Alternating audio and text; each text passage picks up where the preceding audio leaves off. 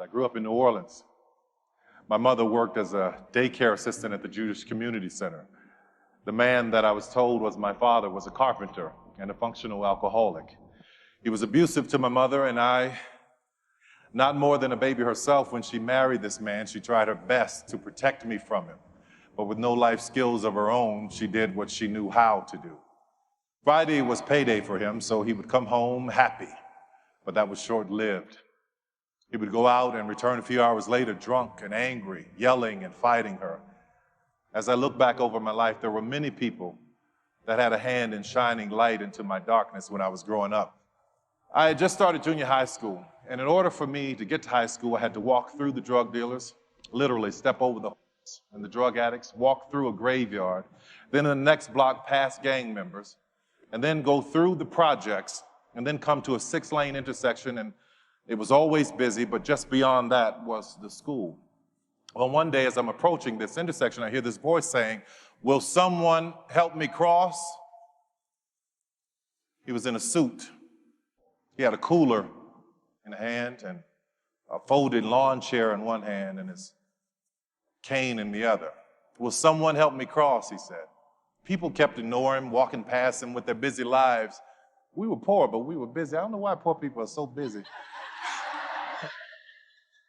I said, "I'll help you," in my 13-year-old changing voice. He said, "Well, thank you, son.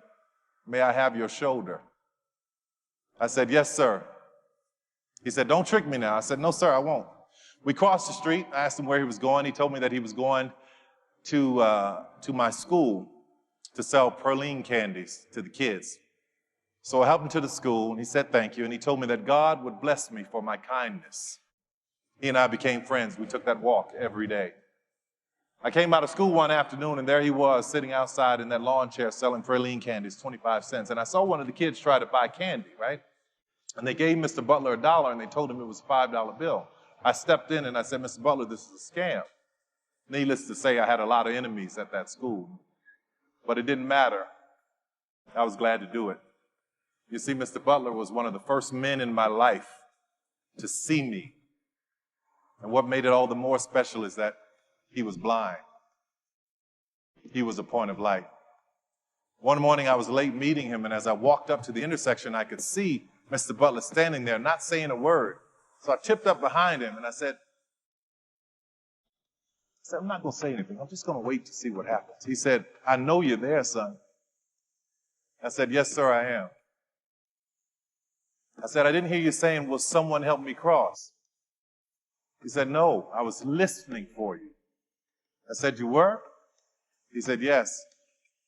Sometimes in life, son, when you pray and you've said all you can say, all you have to do is stand and wait and listen." What a point of light he was.